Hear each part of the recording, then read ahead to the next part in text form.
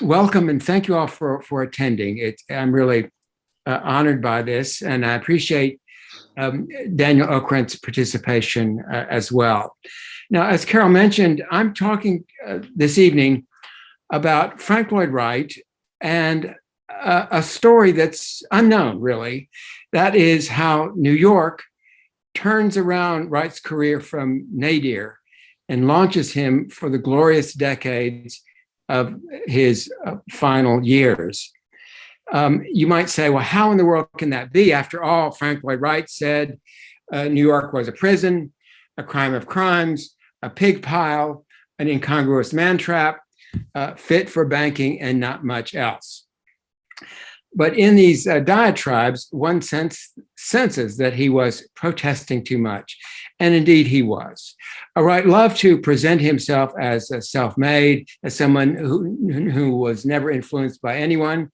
But the fact of the matter is, Frank Lloyd Wright was part of a long tradition of artists and creatives who come to New York and who still come to New York to find themselves, to be tested, to create a life that is free and open in a receptive environment. Now, the New York that Wright encounters is a city that amazingly had only pulled together in the last 20 years. And by that time, I'm talking about 1909, the city starts to come together only 20 years earlier or so. Now, what Wright is experiencing is something that others experience, an attraction and a repulsion. And I could go down a long list of writers and artists who had the same experience, from Hart Crane to F. Scott Fitzgerald, even to Herman Melville. When Melville came to New York in 1847, he was unknown. Within 5 years, New York's publishing industry made a star out of Melville. And even though he eventually moved out of town to the Berkshires, he remained tethered to New York for the rest of his life. And that's where he ended his final years and passed away. Now, to get at this story of how Wright is resurrected by New York, we have to ask what Wright knew about New York and when.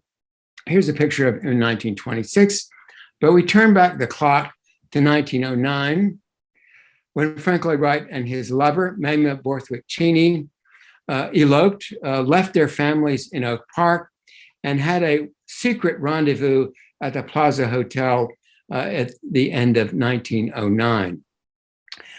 They were here in secret. They were here briefly, but they experienced New York at an amazing moment when the city was experiencing a kind of efflorescence of public works projects. Here's the Queensboro Bridge, which had just opened in 1909. And the city was celebrating something magnificent, the Hudson-Fulton Gala, which took place all over the city. It was not just a celebration of New York City, but of the state of New York itself. And one of the things that was celebrated was illumination. Here's a view of the lighting installed in front of the New York Public Library. Out their window at the Plaza Hotel, they could see the parades marching down Fifth Avenue. Now, Wright and Mamie left for Europe. It's a story that I've covered in my first book, Frank Lloyd Wright, The Lost Years. Wright goes to Europe to produce these famous reproductions of his work, these Vossmith folios. It's a story that tragically ends 4 years later in tragedy, when Mamie Borthwick and her children were murdered in Wisconsin at their home, Taliesin. Now, that's such a juicy and gory story that it's propelled the career of a number of journalists who can't stop writing about this great event.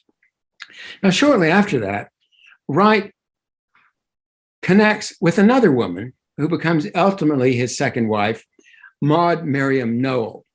She's exotic, she's from Paris, she has money. They head off together and spend much of the teens in Japan, where Wright is working on the Imperial Hotel, the largest and most complex project of his career to date. Unfortunately, that project has all kinds of challenges, as does Wright's relationship with Miriam. They have friction beyond belief. They make occasional visits back to the States.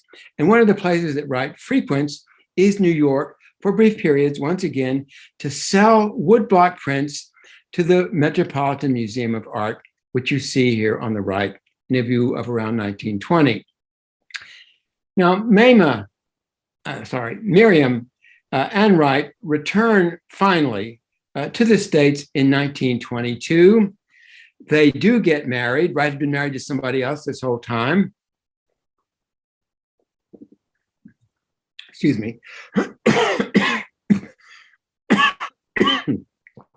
That unfortunately doesn't add anything to their relationship.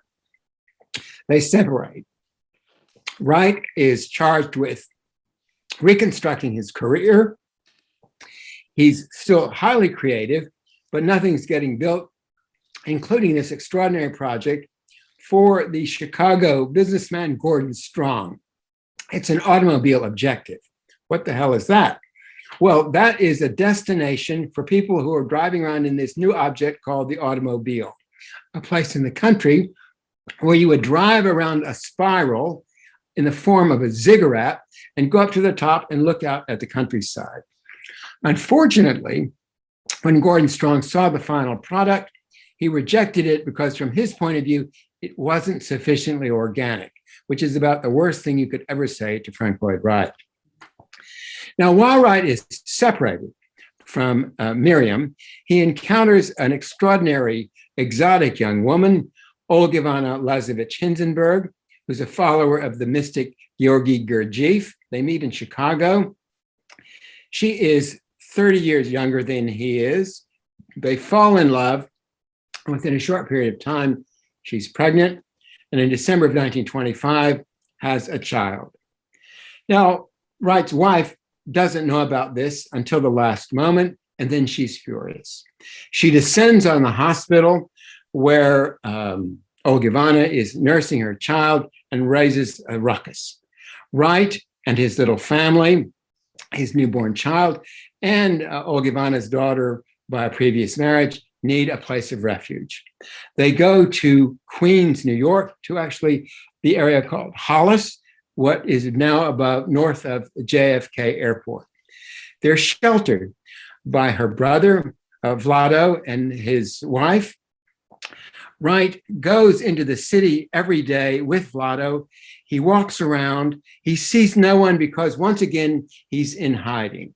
But this is when he starts to take account of what New York really is, and he starts to fabricate in his mind a position that the city will represent from a kind of rhetorical perspective.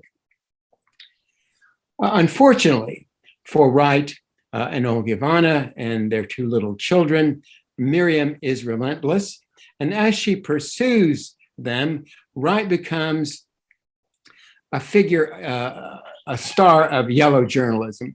This is a full-page publication from the Helena, Montana Daily Independent. The Hearst newspapers are covering the accounts on the wire, and as well as the other wire services. And Frank Lloyd Wright, who had a moment of fame in 1922 when the Imperial Hotel survived the great quake in Tokyo, is now a kind of sensationalist figure that people are following for the exploits of his infidelities and the tragedy of 1914 and so forth. This all comes to a monumental head in the fall of 1926, when once again Wright is in hiding in a cottage outside of Minneapolis, and he's busted by the local police, who are tipped off by the son of his landlady. Wright and Olgivanna and their two children are all hauled to the Hennepin County Courthouse jail, where Wright spends the next 2 nights. He even writes about this in his autobiography. It's during this stay, before he's busted, that Wright actually begins to write the autobiography with the encouragement of Olgivanna. It's, I think, a moment of absolute nadir. Wright needs, once again, a place of refuge, and he turns to New York. He turns to his sister, Maganelle Barney, who is a very successful children's illustrator. And they head for her townhouse on West 12th Street, which you see here in this view. They stay here for a while. This is now December of 1926. In January, Wright sells his Japanese prints to get himself out of bankruptcy. He peels off some of that money, and for 3 months, they rent an apartment near the Lafayette Hotel on East 9th Street. The Lafayette Hotel is a watering hole for artists, writers, and so forth, a kind of quintessential village place. Frank Lloyd Wright is living in the heart of Greenwich Village. Now he really comes to terms with New York. He no longer needs to hide. He experiences the vibrancy of the city while the city starts to discover that he's there. Now, this is an extraordinary moment. This is a moment when Art Deco is blossoming in New York. And what emerges here is an important, larger issue that we could define as the question of the fate of modern architecture. Is modern architecture in New York, in the country, in the world, going to look like this, like the skyscrapers of practitioners like E.J. Kahn or others? Or is it going to be the international style, which is starting to make inroads into America by the late 20s? Or, as Wright wants, is it going to be his version of an organic, democratic American architecture? This is what Wright perceives as the challenge of the moment. Is it his work or the work of Ray Hood, as we see in the American Radiator Building, or the Barclay VC Building? Now, at this time, when Wright is living in New York, he comes in contact with one of his oldest and closest friends, Reverend William Norman Guthrie, whom he's known for 27 years. Guthrie is one of the few people who has the courage to tell Wright like how it is, to speak truthfully to him about his aberrant behavior when Wright is really off track. Guthrie is a visionary. He's a wild man. He has been the rector of St. Marks-in-the-Bouwerie since 1911. But by that time, the practitioners of this oldest, one of the very oldest churches in New York, they've either died off or moved uptown. The neighborhood is in transition. Lithuanians, Poles, Slovaks, all sorts of people are moving in from Central Europe, and none of them are waspy Episcopalians. Guthrie has to do something to make his church survive, and he creates a series of programs to bring people back to the church. At the core of that is the vision of universal religion, and that involves looking beyond the confines of Western tradition to the Far East and even to Native America. Here you see Guthrie with two Native American chieftains, Wengai Wagawa and Oske Nontan. Guthrie invites gurus, swamis, literary people, all sorts of people to address his church. And he starts a series of productions in 1922, which involve eurythmic dance, incense, lights, music, and so forth, all at St. Mark's in the Bowery. What we're seeing in these efforts is the prefiguration of the East Village as it emerges in the psychedelic era of the 1960s. Guthrie sets the tone. Now, for this new vision of religion, this new wiping the slate of the Episcopalian clergy and its practices, he needs a new kind of religious building. For that, he turns to his friend Wright. He sends him a program, and within a short space of time, Wright creates an extraordinary building. Here we're looking at the floor plan. It's really hard to tell that this width of this building is 2,100 square feet. It's immense. Underneath it are drives for parking garages. There are 3 main entries, 17 chapels for all the denominations, a view of the elevation. We only have 3 extant drawings. It would have lights projecting into the sky. And then there's the section, which is really an amazing visionary drawing. Inside this massive building, which would be supported by 3 gigantic steel columns with a skin of translucent glass, would be a ramp in which there would be processions upward, incense, colored lights, music, and a gigantic fountain shooting 1,000 feet tall. The building itself is 2,100 feet high. Now, I don't think you can make it out, but in this drawing on the right, Wright has sketched out an elevation of the Eiffel Tower, and next to it, the Pyramid of Cheops. And I added this image because Wright's tower goes far to the right towards the super tall buildings that we know and love today. This building, I computed recently, would have consumed 20 square blocks in the city of Manhattan. Wright didn't worry too much about that. It was a liberating project that showed someone believed in him. Now, it wasn't just Guthrie that's taking an interest in Wright, but a whole circle of younger people, including Lewis Mumford, whom Wright strikes up a literary relationship. They become friends. It's a very important friendship. Unfortunately, it sours in the 1940s. But at this moment, Mumford is seeing Wright as an antidote to the inroads of the international style, the Europeans. Mumford wants to promote an American vision of modern architecture. Another figure that comes into Wright's sphere is Henry Russell Hitchcock, who will produce with Philip Johnson and Alfred Barr the epical 1932 exhibition on the International Style Show. Now, Hitchcock writes a review of Wright's book in French that's published in France. Wright gets a hold of it, and it is an eviscerating review of his work. Now, Hitchcock did not understand Wright's ornament, which he pilloried, and he'd never been to any Wright's buildings. Wright wrote him a letter, and he said, if I had my druthers, I'd take you out and hang you. But I can't hang you, so let's be friends. And they develop a friendship which becomes seminal in Wright's career. A third figure, and there are many others, who's very important at this moment in time in the mid-20s, late 20s, is Alexander Woollcott, the preeminent writer for The New Yorker. Woollcott had made his name as the most innovative and acerbic theater critic in New York. He became famous and rather rich early on. He, at this point, was writing long profiles of people he admired for The New Yorker, and Wright became one of those people. Now, Guthrie had another project for Wright.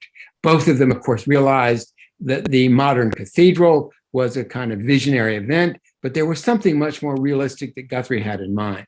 A tall tower that could be built on the land surrounding the church. And here you're looking at an elevation or a bird's eye perspective, aerial perspective of 4 towers that Wright ultimately produces. Now, Wright was assigned the design of only one of them, but he got enthusiastic. Here is a site plan showing the Church of St. Marks-in-the-Bouwerie between 10th and 11th Street and 2nd Avenue. The diagonal is Stuyvesant Street, and you can see these little red boxes. They're the 4 skyscrapers that are on the church's property. Now, it's significant to note that these tall buildings, these skyscrapers of 18 stories, and they could be shorter if necessary, were situated in green space. It's part of Wright's concept of this new building. And here you can see a plan in more detail where the building is sitting on what Wright called a pedestal. You could walk up steps through the building and exit a kind of garden space surrounding it.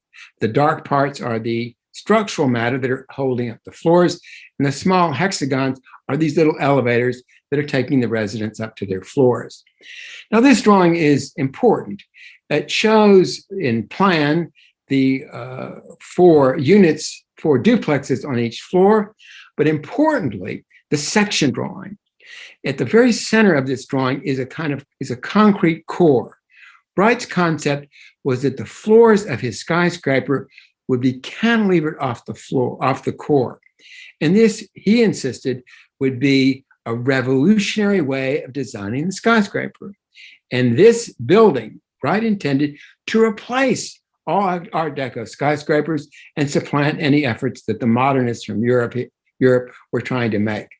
It was far more than just a solution to Guthrie's problems of creating rental income. It was Wright's stake in providing a building typology that would revolutionize the production of the tall building. Wright developed it in immense detail. He presented it, however, on November 4th, 1929, 5 days after the great crash of Black Tuesday. Now, nobody could realize at the time how destructive this moment would be for social life, for global culture, for humanity. It was a dark moment in time. Wright insisted, nevertheless, that his building get built. Guthrie early on realized with the shifting economic conditions, it would not move forward. That didn't stop Wright. He had the project published in Architectural Record, as you can see in this aerial view, showing the four towers. And the author of the comments with the text accompanying the illustrations was spot on, because what they wrote, and you won't be able to read it, I'll just quote, it says, what Wright is doing is addressing some of the issues European architects have put forward without their attendant anomalies. So what the Architectural Record is doing is perceiving Wright's towers, which were already controversial, as an alternative to modern models that were starting to come out of Europe. Now, what's happened at this time is Frank Lloyd Wright is the subject of buzz. He's a generation older or two from many of the young people who are interested in him, young critics, designers, and so forth, who are banding together to push, to explore what modernism is going to be. Princeton University gets word of this and invites Wright to give a series of lectures in 1930. Incidentally, they're funded by Otto Kahn, whom Daniel Okrent pointed to in his wonderful book on Rockefeller Center as one of the prime movers of getting that project built in its earliest stages. Now, Wright is thrilled to do these lectures at Princeton. I mean, he never graduated from college, right? He was a dropout. It's a great coup for him. It allows him to pull together his latest thoughts on the future of modern architecture and to present them to the Ivy League. It's also a chance to have an exhibition. The Architectural League of New York had earlier in the year proposed to Wright that he put on a show in New York. With this in the works, Wright proposes to Princeton to open the show there, which he does. This is the invitation from the Architectural League from its offices on East 40th Street, advising its members. It's an esteemed organization that we love, still exists to this very day. It's inviting its members to an exhibition and a gala dinner to Fat Frank Lloyd Wright. Here's the letter from Raymond Hood inviting individual members and asking for a $5 subscription fee for the dinner for the event that is actually designed by Joseph Urban. What in effect we're seeing is that Frank Lloyd Wright, despite any protests of being ignored or being shunned aside, is embraced by the intelligentsia of New York and the whole circle of its most successful architects. They welcome him and they honor him with their gala and with an exhibition. Wright is thrilled. He writes to his wife, Olga Ivana. They finally got married in Spring Green. Party, wonderful success. Leaving on the Century, the great locomotive today. Call you from Chicago tomorrow. Here's what that installation would have looked like at the Architectural League galleries. And what you see in the back on the right is the model of the St. Mark's Tower. This model is in every exhibition that Frank Lloyd Wright puts on from this point forward to the end of time. It was incredibly important to him to promote this model. It's part of his retinue of visionary projects that he hopes someday will find a physical manifestation. This exhibition travels domestically, and then Wright packages it to go to Europe. Here we're looking at it being prepared for an exhibition in Amsterdam. There's the model, once again. The figure, the second figure on the right is Henrik Klum, who actually had been one of Wright's assistants. He's been sent back to Germany to help install and prepare these exhibitions, such as the one that was at the Stedelijk Museum. This show also goes to Berlin, and this is the first time that Wright's work is seen en masse in Europe in these 1931 venues. Now, what's going on here is a kind of symbiotic effect. Simultaneous with Wright's exhibition is his emergence as a professional writer. Here is the Lewison building, which houses the offices of the Architectural Record. Almost every time that Frank Lloyd Wright goes to New York, he goes to these offices. The Architectural Record has published 14 essays that they've commissioned by Wright over a short 1 or 2 year period. There are even essays that weren't published. They're paying him to do this. He is broke.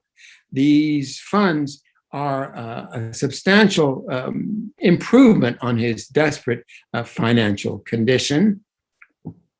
And while he's doing that, Europeans are increasingly interested in his work.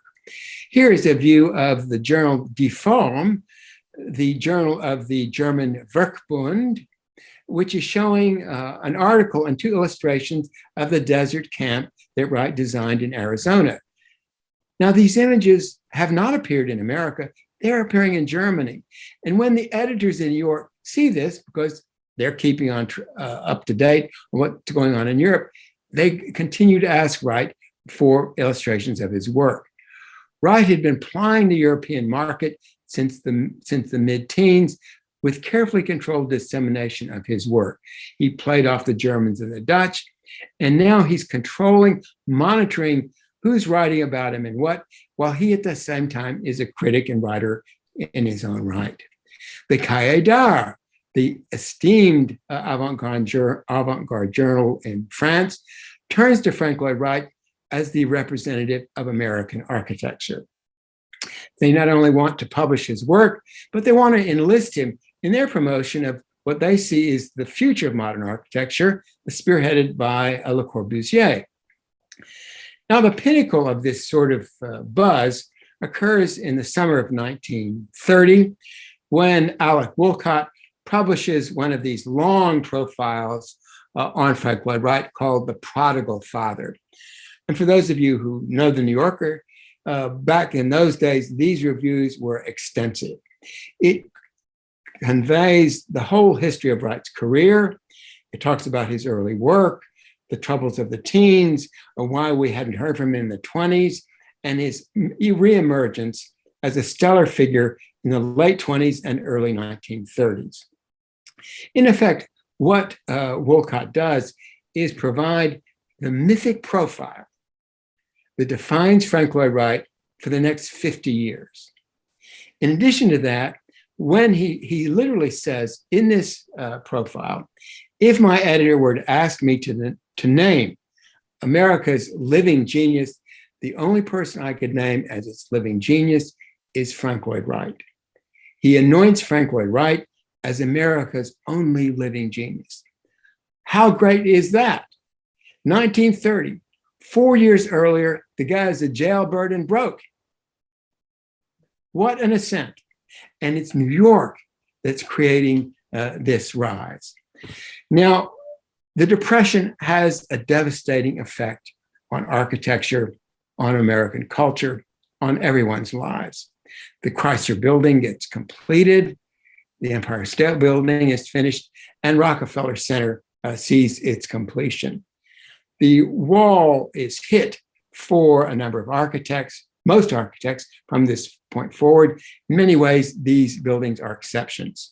Wright does figure into the 1932 exhibition at the Museum of Modern Art, despite all kinds of controversy surrounding it. And he has a bit of good luck. In 1932, he's able to publish his autobiography by the distinguished literary firm Longmans Green. In effect, what's going on is while the careers of most architects are blocked by the Depression, Wright is on the ascent. He's moving upwards and forwards while everyone else is really struggling. This is a view of the cover that Wright designed as consistent with his need and desire to control everything in his purview. That year, 1932, is also marvelous because it's the year that Frank Lloyd Wright and Olga Bana, whom you see on the far right, create the Frank Lloyd Wright Fellowship. This is a coterie, a commune of young people in the service of Frank Lloyd Wright and his wife that becomes devoted and personally, as well as the production arm for the work for the rest of his career. Shortly thereafter, 1935, Wright brings to New York his model and concept of Broadacre City, which is unveiled at an industrial arts exhibition at Rockefeller Center. This, again, is a signal moment. Wright wants this concept of Broadacre City to take hold. It's not for nothing that he unveils it at Rockefeller Center, partly to put it in the faces of New York architects and urbanists. He hopes that it goes to Washington after this, and he has this dream that President Roosevelt's going to see it and it's going to be incorporated into the New Deal. That doesn't happen. Wright does move forward on a number of fronts. He develops the Usonian home, his version of middle-class architecture, and the 30s conclude with these monumental works, Falling Water and the Johnson Wax Building. Wright is on the cover of Time magazine in a lengthy article that also replicates in many ways that outline, that mythography that Woolcott had already put in place in 1930. During the war, Wright pushes forward as best he can. It's a hard time for all, but he has the great fortune in 1943 of getting the commission for the Guggenheim Museum. Let's remember, the commission starts in 43. The building isn't complete until 1959. Wright has ideas for this building, including this version, which shows a kind of rose marble clad ziggurat, reminding us of that Gordon Strong project. Wright turns the ziggurat upside down, inverting its meaning, as you can see in this model that he presents at the Plaza Hotel in 1945. There's Solomon Guggenheim, the patron on the right. Between Wright and Guggenheim is Hilaire Bay, his artistic advisor. Now, during the construction of this building, starting in the early 50s, Wright is spending so much time in New York that he and Olga Vanna take over a suite and remodel it as their own home. It's a wonderful refuge for the Wrights because there's a lot of tension at Taliesin, not only in Spring Green, but also Taliesin West out in Arizona. Wright is thriving in New York. In addition, New York becomes the venue for another major exhibition called 60 Years of Living Architecture, which opens on the site of where the Guggenheim will be. There's an exhibition tent, and Wright has constructed a full-scale model of a Usonian home. Thousands and thousands of people visit this home and can see for themselves what Wright's vision of organic architecture is meant to be. Amazingly, his dreams start to come to fruition. The great Modern Cathedral is built in a much smaller version, of course, as the Beth Shalom Synagogue in Elkins Park, Pennsylvania. And the Skyscraper, which has been central to all of his exhibitions and his vision, is erected finally in Bartlesville, Oklahoma, as the corporate headquarters of the H.C. Price Company, a company that manufactured oil pipeline materials.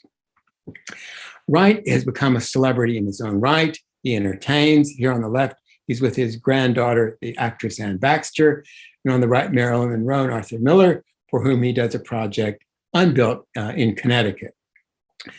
Wright is now transiting into a figure that we very much know and recognize today, a kind of star figure. He's the beginning, really, I think, of the star architect.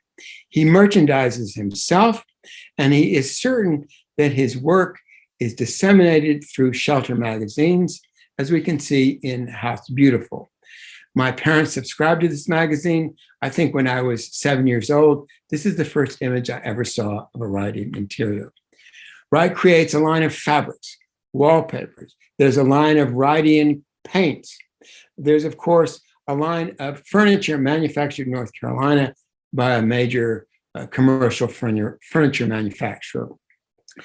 The question, though, that I mentioned earlier in this discussion has to have an answer about the fate of modern architecture. Who wins in this struggle? Well, as we can see from Lieber House in the United Nations and their erection, it's not Wright who wins. It's not Wright's vision of a democratic modern architecture that will dominate the post-war era. It's the international style, at least as far as corporate and business architecture goes. Wright loses that battle, but it's not a total loss. His work makes inroads into mid-century modern architecture, and he leaves us with an extraordinary legacy, the Guggenheim Museum. It's an amazing building that transcends culture and time, and with all due respect, it does deserve to be a world monument as it's currently classified now. So I think in conclusion, we can ask, would Frank Lloyd Wright be the architect we know today without New York? And as I've tried to show today, and as I try to show in my book, Wright and New York, that without New York, we wouldn't have the Frank Lloyd Wright that we've inherited. Now, would New York be the same without Wright? Hard to say, but it certainly would be different. So I thank you very much for your attention in this talk that I've moved through rather quickly. And I look forward to hearing from my new friend, Daniel Okrent, as well as those of you in the audience. Anthony, thank you so much. That was just a spectacular talk, and certainly a race through those decades. I'm going to stay off of the screen now and let Dan Okrent take over in the dialogue.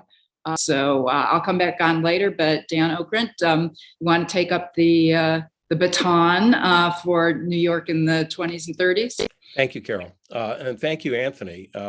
Thank you for a wonderful book and for this excellent talk. So excellent. You've covered your book so well that I don't have a lot more to add to ask you about in the book, but there's one central issue that I'd love to hear you address, which is the degree to which Wright's architecture, that for which he is best known, say for the early Prairie stuff and for the Guggenheim, was notional.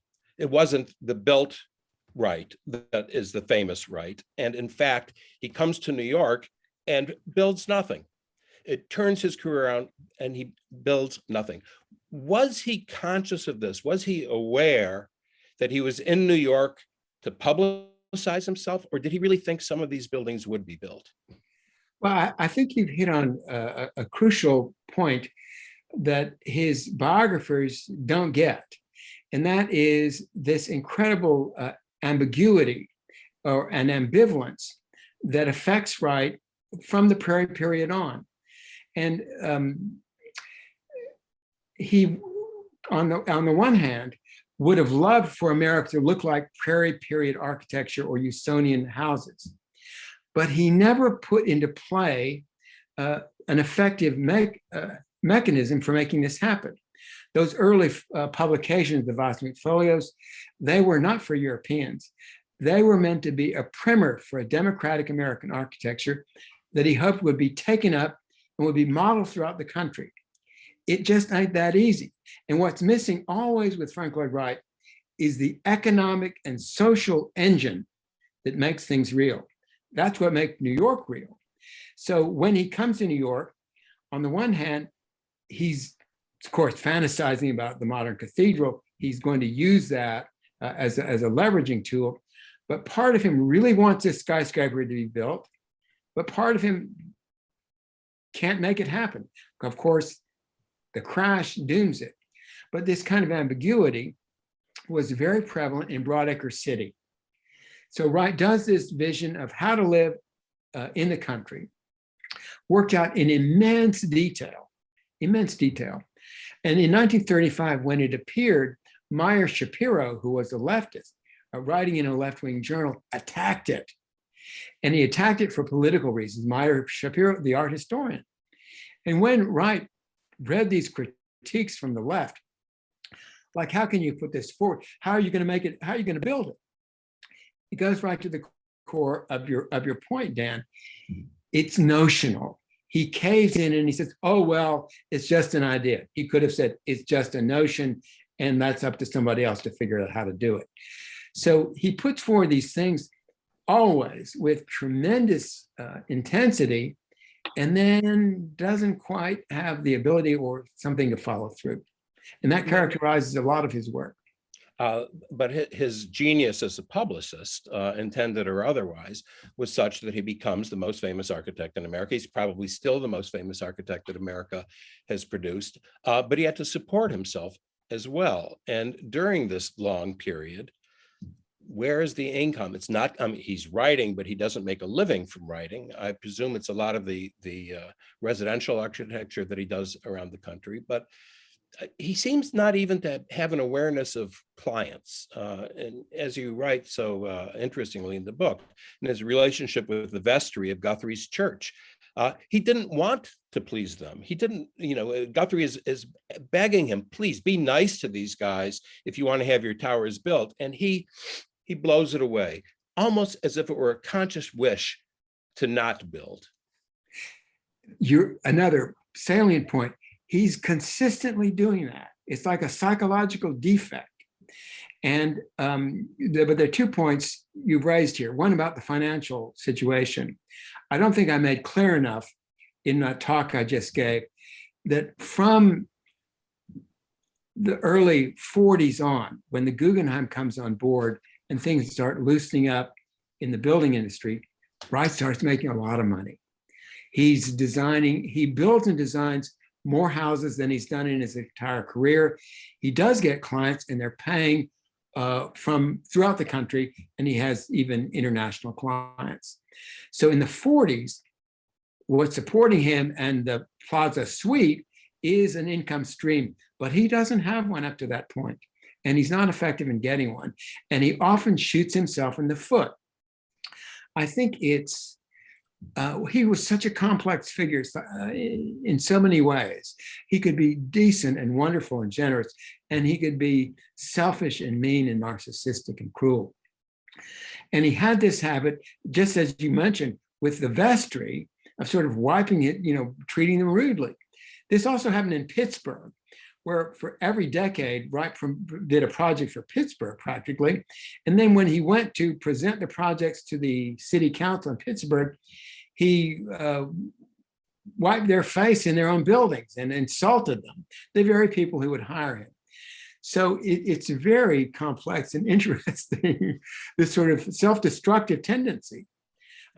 I think that he was a very dependent figure. He was really convoluted psychologically in ways that his followers could never grasp because they were all idolaters. And his detractors, of which there are many, and they rise all the time every week, can't give him any space because they just want to see the negation.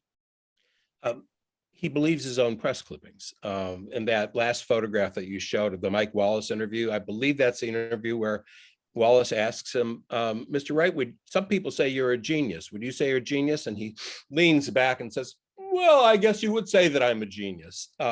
He has been building a mythology throughout his career that he becomes the same as the mythology. But if we go back to the beginnings, or at least the beginning in New York, and the great irony that he really makes himself as a national figure in New York and builds nothing in New York. I think that today, the Guggenheim, which didn't open until the year he died, am I correct about that? Yes, you are. And One Usonian House on Staten Island. That's his imprint in the city in which he lived in and depended upon for so very, very long. And though it's true that the Depression came along and stopped building, I mean, there's this now, we're here to talk about your book, not mine, but Rockefeller Center is happening. After the opening of the Empire State Building in 1931 until after World War II, Rockefeller Center is the only private construction of any size in New York. And he's connected to some people involved in it, particularly Raymond Hood. And I wanted to ask you about his relationships with some of these people in New York who were very important to him, beginning with Hood. Hood is the host for the Architectural League dinner. He is as uninterested in publicity as Wright is interested in publicity. How did they get along? They were friends. Wright, there's a wonderful exchange of letters where Wright thanks Hood for serving dinner to him the previous night, and they enjoy this warmth and mutual friendship. And Wright admires Hood and appreciates him. There's definitely a friendship between them, which of course is extinguished by Hood's premature death. Well, yes, Hood dies in 35, Yes. 34, 35. But there, you do quote Wright saying in the book, he's talking about Neutra, who's also working at the same time. Neutra was an eclectic copying the living, and Hood was an eclectic copying the dead. With, you know, a jab at Hood's origins Yes. at the Beaux-Arts, I think. So so this is again part of this. I think this is the prescient theme of the evening, is this duality. In that Wright saw Hood as a friend, but wouldn't hesitate to criticize him. And with Rockefeller Center, there can be nothing but jealousy involved. I mean, this, if you ask Frank Lloyd Wright, what do you think Rockefeller Center? Well, what he's really thinking is, God damn it, I should be doing Rockefeller Center, Right, and not exactly. Ray Hood. Right. And, so Wright this was consistent. So there's an exchange of letters between E.J. Kahn, a very warm, cordial letter, a series of letters where Wright gave Kahn a book, and Kahn writes back very graciously and says, please, I very much look forward to spending more time with you when you come to New York. I'd like to learn more about your work, which I've always admired. Now you could say, oh, they're just being a bunch of hypocrites, which is what Mumford thought, but I don't think so. I think there was a sincere thing, but Wright had such a chip on his shoulder that he couldn't keep himself from tearing into people at various moments in time. Now, what I'm not sure that I can make clear in this book, and I'm not sure how well I can prove it, but I think that this chip on Wright's shoulder is not something that's there in the teens. It's something that emerges when he starts being pilloried in the 20s, when his career starts going downhill. When and his mother dies, she's his greatest support, and he's really getting beat up. And he is mostly because of the personal scandals more than anything else? Personal scandals. Yeah. And with that, his work falling through, projects not getting built. And he starts developing this defensive character, and this is when the arrogant persona starts to develop. And there's another factor that enters into it. These women in his life, Frank Lloyd Wright was a man who never was without a woman in his life, never for a moment. His mother and he had an extremely close relationship right up to the moment that she died. And no matter what he did, even when he was an adulterer, she told him that he was the greatest thing since hot bread, over and over and over again. I read so many letters where she says these things that are amazing. And then he's married a woman who's 30 years younger than he is, who idolizes him as well. You know, this does amazing things to a man's ego. I mean, I hate to say it, but it's the truth. And so he starts getting this sense of, yeah, they've beaten me up, but I'm going to show them. And that's the thing that really propels him forward, and I think makes him less of a human being and even less important than he could have been. You know, I'm reading right now the recent the new Blake Bailey biography of Philip Roth, and Roth famously said that any man who is loved by his mother is a conquistador.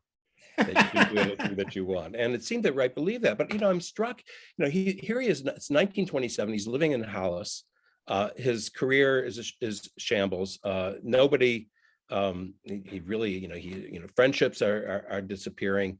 He doesn't have any work. He's in this city that he knows that this is the age of publicity. And he almost begins in an essay called In Bondage, saying everything bad he could possibly say about New York. You know, here's the man of organic architecture, and he calls New York the triumph of the insignificant, and those other epithets that you used early on. Almost, well, it's one of two things to me. It's either wishful that he's going to continue to be, on the outside, or that he's going to make his name by throwing bricks from the outside. What do you think? Well, I think it's the latter. He's seeing himself, he's going to make his name and his fame by being a professional outsider. And he continues with that right up to the bitter end while he's drinking tea in the Oak Room at the Plaza Hotel. So for him, it was New York is a kind of whipping boy, a kind of rhetorical locus in the world. It was very convenient for him Very to convenient. have it. But then there's a whole series of people who wrote this way, Henry James and so forth, bitching about New York, but benefiting from it at the same time. It's a long tradition.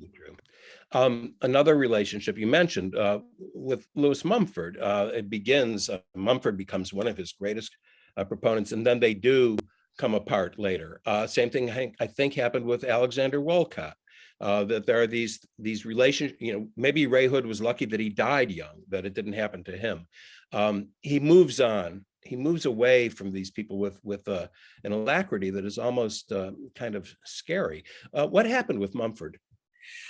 What happened with Mumford was tragic.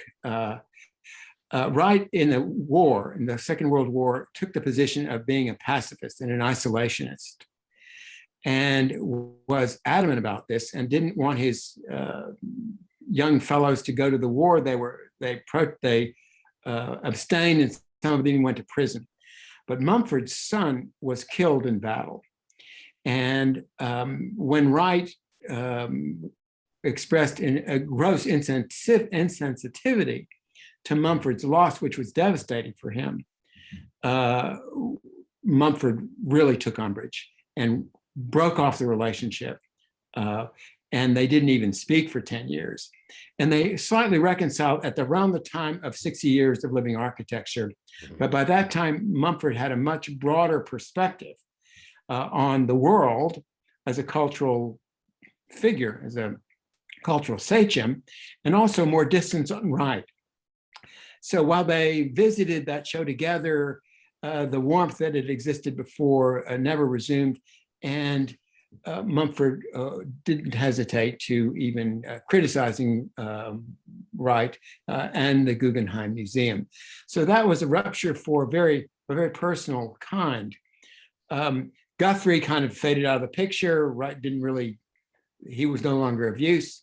Wolcott, they did remain very close until Wolcott passed away. Oh, they did. Yeah. But Wright he used people.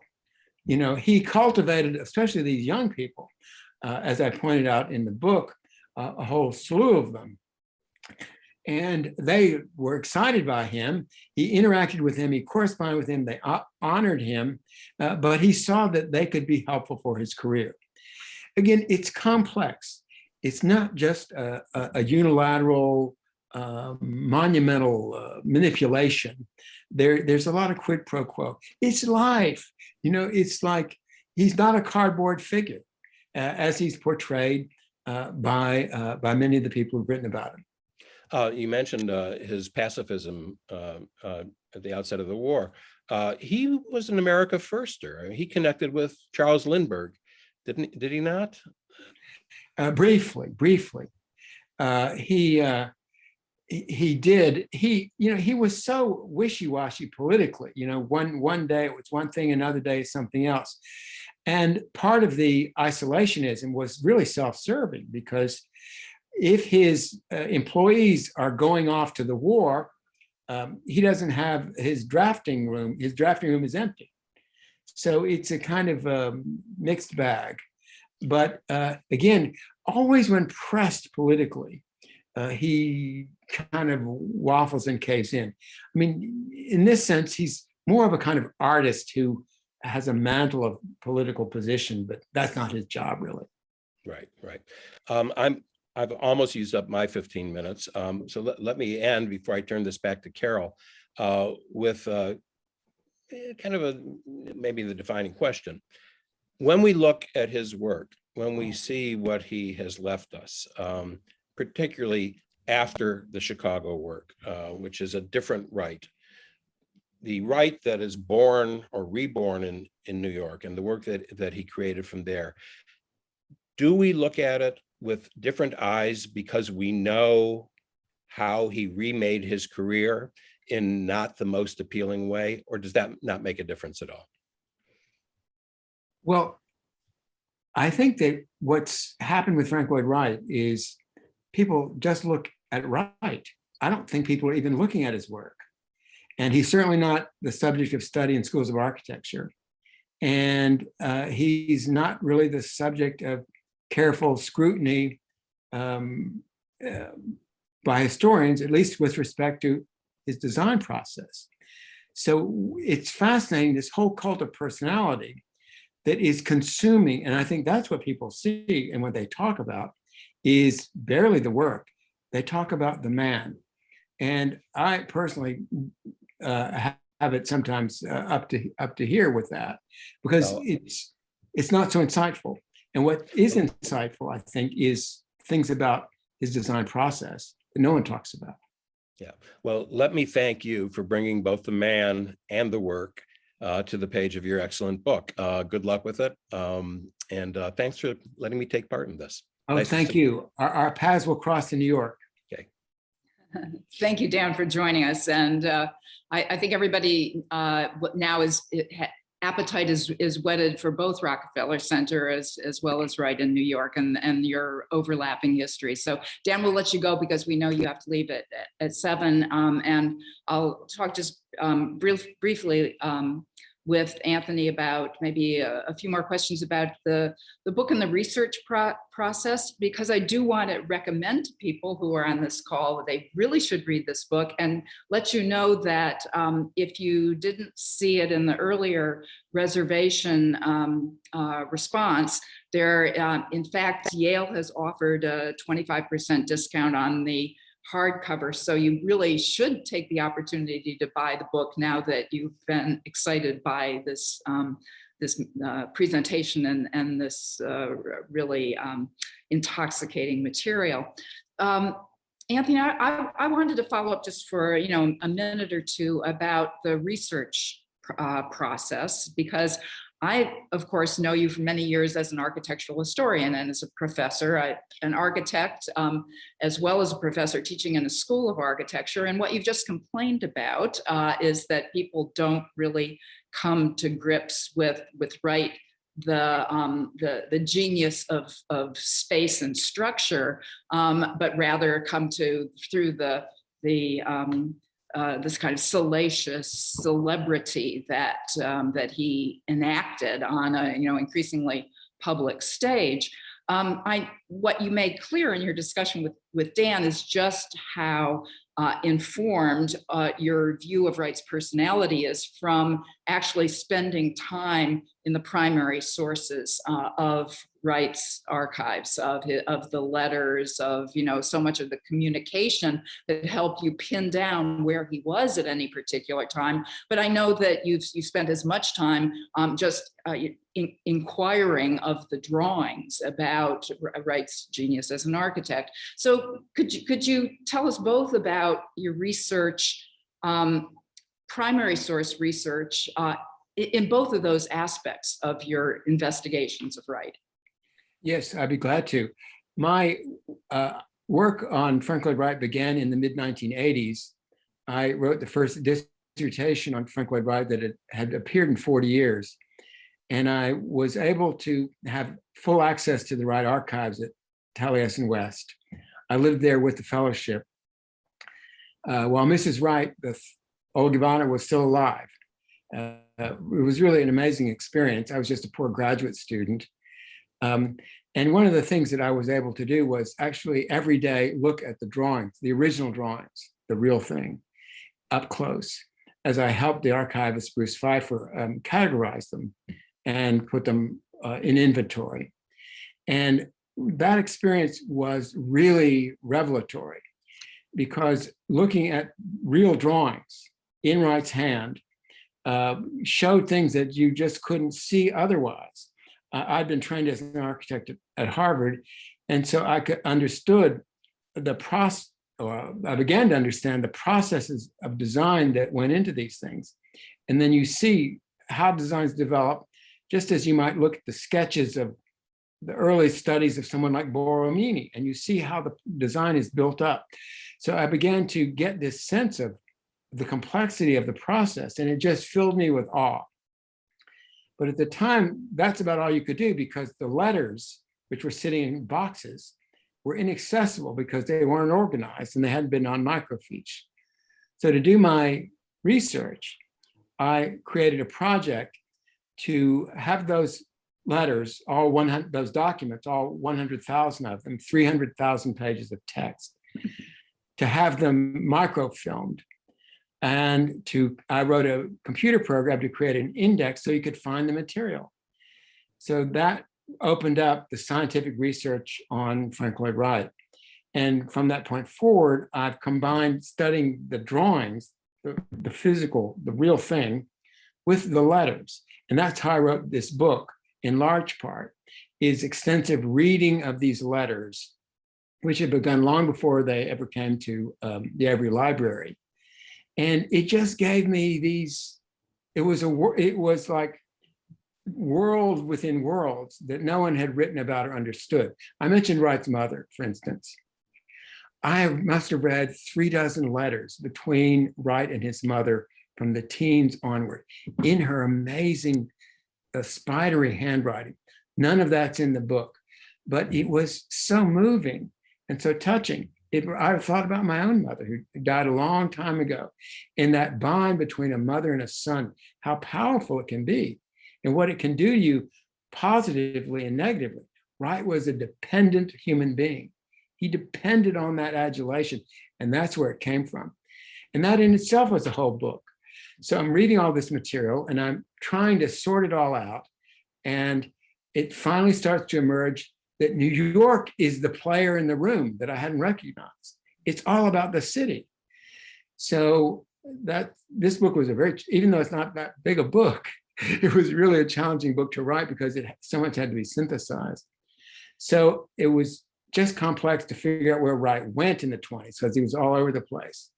And then as he did that, I began to fill in the cultural and contextual and social realm that Carol, that you know so well and have worked through so thoroughly, where it's not just about an architect, it's about the whole world that they're operating in, the economics of that world, the social world, the everyday life.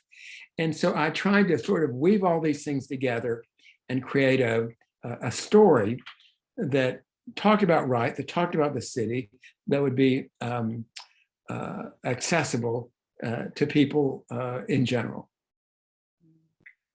Well, you have certainly done that. I mean, in effect, I think what I hear you saying is that Wright didn't write about New York per se, other than to denigrate it.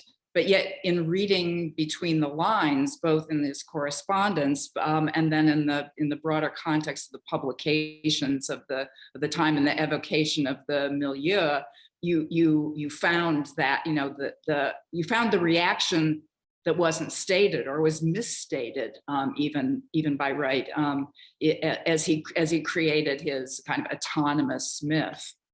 He didn't want to write about New York. He didn't want to write about its history. He didn't want to write about its architecture.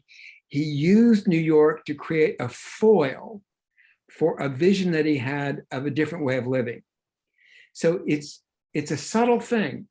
He's using a vision of the city, meanwhile enjoying it to the hilt and benefiting from it. He's using this constructed vision to be a kind of counterpoint to something he's trying to define and struggling to define. So he has to define New York in a kind of excruciatingly grim terms to crystallize it so he can work against it. And as he works against it, because Broadacre City is not something that is easy to figure out, and he didn't have any physical picture of it until 1935. He's just trying to work out these ideas. And I was reading earlier today an essay by Jean-Louis Cohen about Wright and his relationship to Europe that reminded me how Wright drew on so many sources of ideas for Broadacre City, but none of them were architectural per se. And it's this crystallization of a kind of phony image of the city that Wright needed in order to bounce against that for the other end of the perspective. I mean, it sounds a bit peculiar, but in fact, I think that's what he did. And the person who picked up on this was Reyner Banham. Reyner Banham, 10 years after Wright died, said between Chicago, between the early period and the glory years of the 50s, the 40s, falling water. In that interim period, something happened to Wright, some kind of crisis. And we don't really know what it is, but something happened and we need to explore it. And that's what I've devoted my career to, exploring that in-between period. And one of the things that happens is this creation of this myth of the negative city. Mhm. And you might say what happened to Wright was New York. It gave him the opportunity to create. Absolutely, New York. And as I pointed out in the book, interspersed with that are these visits to the desert. What could be more antithetical to New York than going to the Sonoran Desert in its purest form in the 20s? Mhm. And as you also point out so well in the last chapters of the book, the creation of the brand of Wright, which you evoked through the images of the commercial enterprise that became his design and his publications, that is something which we recognize so well today.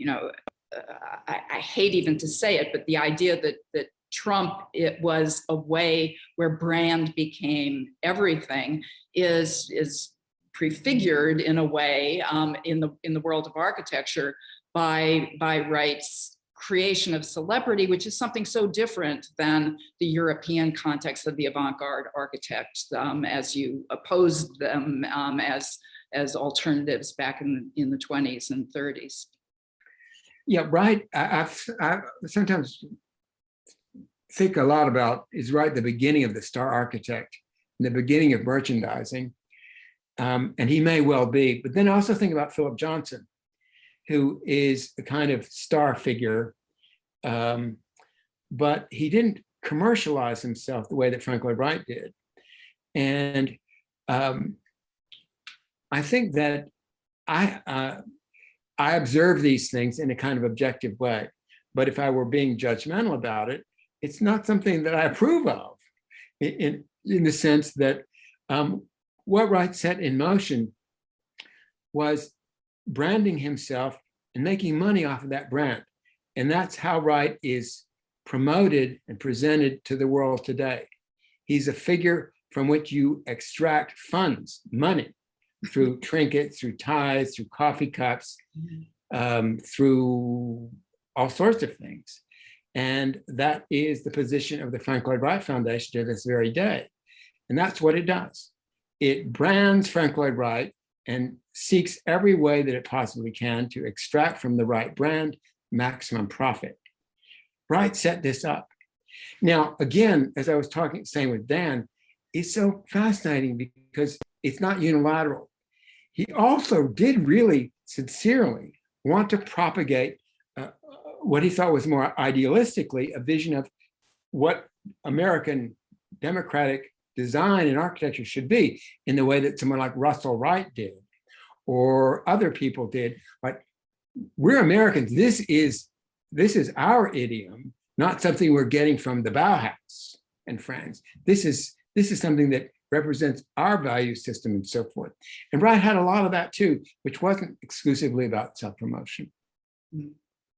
Well, and as you say in the subtitle of the book, the making of America's architect, it really was in the first phase of his career that Europe branded him the American modernist or the American architect. And it was Wright's achievement, which he had to make on his own, that he couldn't do earlier in his career, but he did achieve by the end, as you were just saying, in the creation of a kind of celebrity figure that was larger even than architecture. And there is no question that he is America's architect, and that he deserves to be for his genius as a designer, but also for the creation of an image that commanded the presence on the stage that made him undeniably America's architect.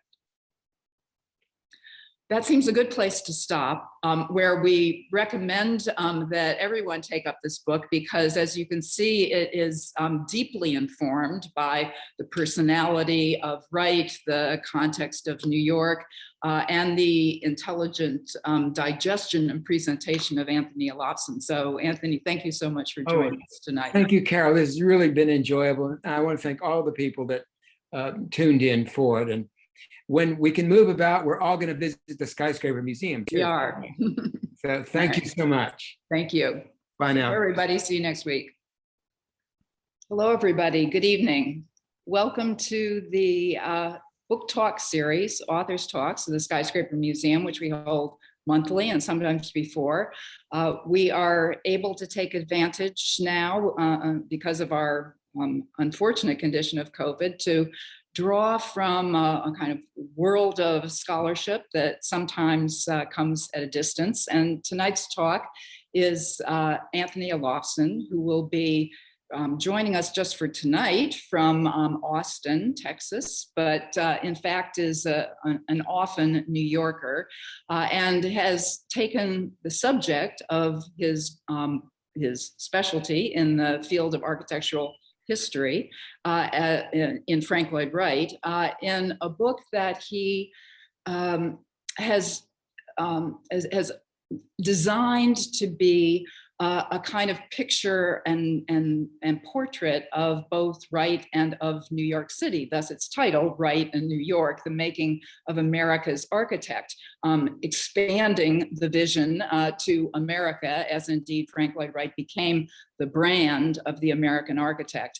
And I will give a brief introduction of Anthony, but I'm going to try to get out of the way very quickly because some of you may not be aware, if you're not on our newsletter, which I encourage you to be, that we're being joined tonight after the illustrated talk, energetic talk of about 40 minutes or so by Anthony on the substance of his book. We'll be joined in a discussion and dialogue with the author, the writer, Daniel Okrent, who is, if I go forward a second in my slides, the author of Great Fortune, a wonderful book on Rockefeller Center, the epic of Rockefeller Center of a few years ago, that focuses on both architecture and the city. Dan and Anthony have already had a kind of pre-Zoom chat that I absolutely couldn't keep up with and found there are many commonalities in their own biographies, but it's their writing on New York that is going to entertain us tonight. So by way of introduction, Dan Okrent, who in addition to being the author of multiple books that I won't take time to mention, many of you know as the first public editor of the New York Times. So Dan is a professional writer by his profession, whereas Anthony is both a professional writer, but also a professor, an architect and a professor of architectural history, and has spent some 30 years of his career at the University of Texas at Austin, where he's a chaired professor, and has just recently retired from that position, so he is now emeritus. But I'm going to ask Anthony to come on the screen now, and then he'll be sharing his screen in a moment. And as I do that, I want to recommend heartily this book, Wright and New York, which I had the joy of reading cover to cover last week, and I just reveled in every chapter of it. The giant of Frank Lloyd Wright is situated in the gigantic metropolis of New York in a way that informs us both in enormous detail about the life of Wright, but also the context of New York that I know to be highly accurate because in my own scholarship, my focus has always been on New York in the 1920s. So while I have a million questions for tonight, I'm going to restrain myself, come off the screen and ask Anthony to share his screen as I go off of mine and begin his talk.